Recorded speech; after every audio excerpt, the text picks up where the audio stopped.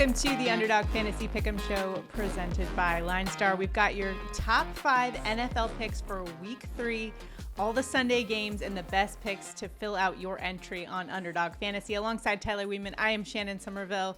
Week 2 for us was much better. We were 3-1 in our picks. Underdog Fantasy bailed us out on that Cooper Kupp pick, but let's quickly recap our picks from last week. Jamison Williams crushed the higher on 47.5 receiving yards. He finished with 79. Of course, Cooper Kupp got injured in that game against the Cardinals. Kyren Williams unfortunately did not cash for us on that one, but Alvin Kamara had himself quite a day, Tyler. Good pick there on the higher on receiving yards, and Josh Jacobs absolutely crushed his higher on rush yards. He had it in the first quarter, right? It was a no sweat bet right there on Underdog Fantasy. So those were our picks last week. We did pretty well, but let's see if we can't go 5 for 5 on our picks and pair them with one of the Underdog Fantasy specials for this week. This week, Underdog Fantasy is featuring CeeDee Lamb as a special pick this week. So you could just take higher on 0.5 total yards for CeeDee Lamb, combine that with some of our picks, and put together a winning entry. If you don't have Underdog Fantasy yet, make sure to download it. Use the promo code LineStar when you do, so you can get a nice deposit match up to $1,000 right now. Plus, you'll also get 1 free month of the LineStar app, a tool that can help you not only with your prop betting, but also daily fantasy as well. So make sure to check it out, LineStarApp.com. We have a tab specifically dedicated to Underdog Fantasy and what's out there in the market. So make sure to check that out at LineStarApp.com. And before we get into our picks, do us a huge favor, make sure to like this video, subscribe to our channel, and comment below. And if we hit all of our picks, we will give one randomly selected commenter $100. So let's go out there, win some money this weekend in week 3, and take home the bacon. Here we go. Let's get after it here with our top 3 picks from the PropsAI tool in the LineStar app. And then Tyler and I will each give our best bet. So let's get into it.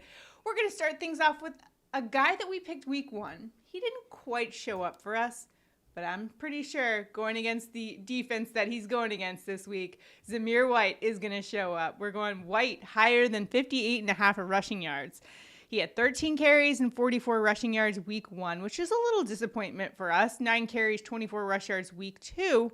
But head coach Antonio Pierce says the struggles have not been White's fault. He said, "It ain't Zamir. The big boys up front got a block. They know it." And that has been a point of emphasis for this team heading into week 3.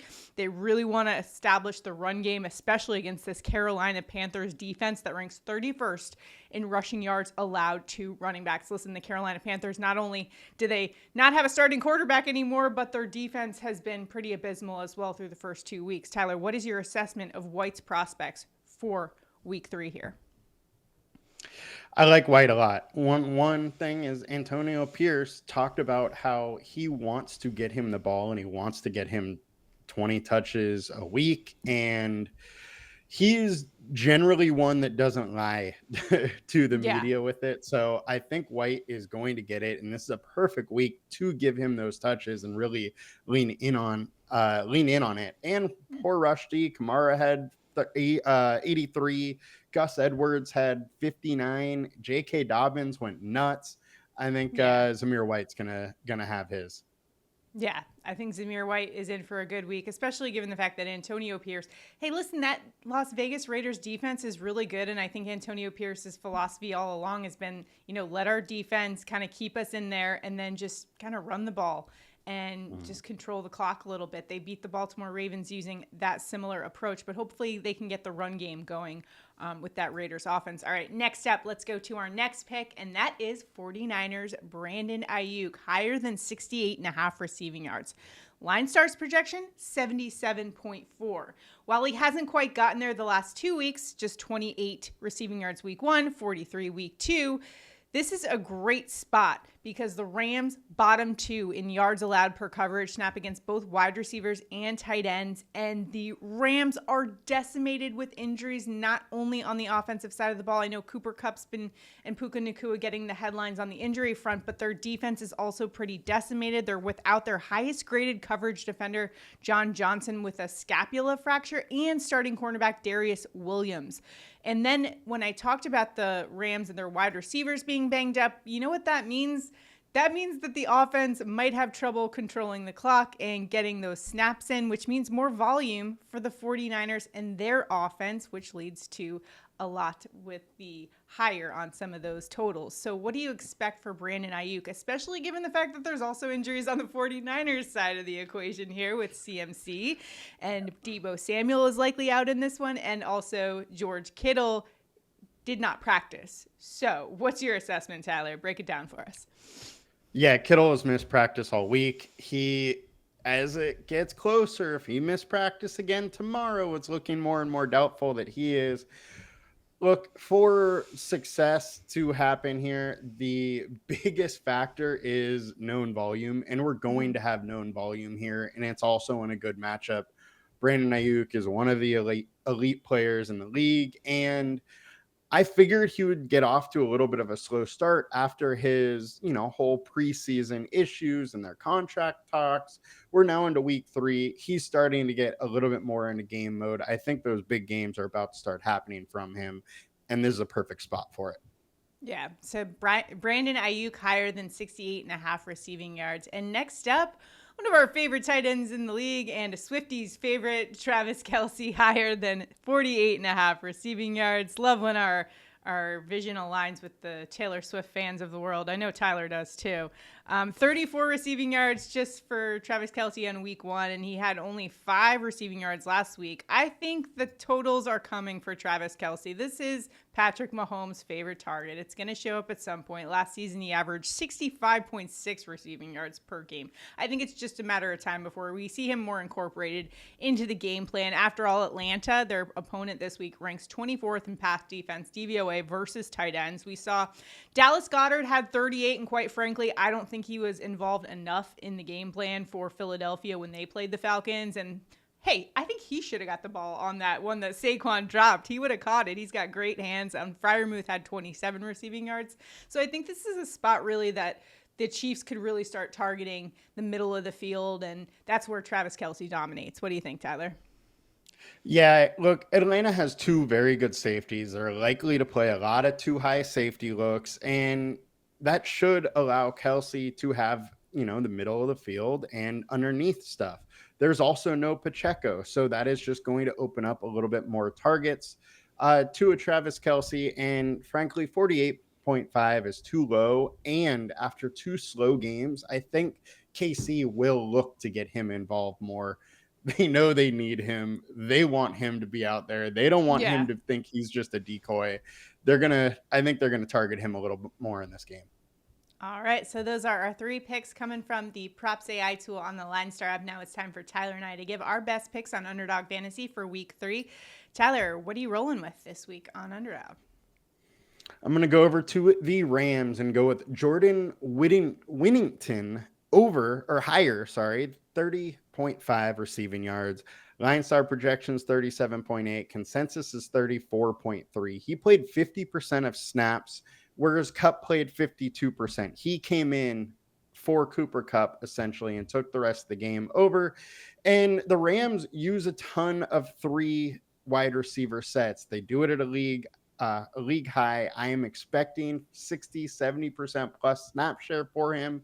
We know Demarcus Robinson and Tyler Johnson aren't great NFL wide receivers. Jordan Whittington showed some success in preseason, and I think he's going to look to build on that in this game when he gets a serious amount of workload.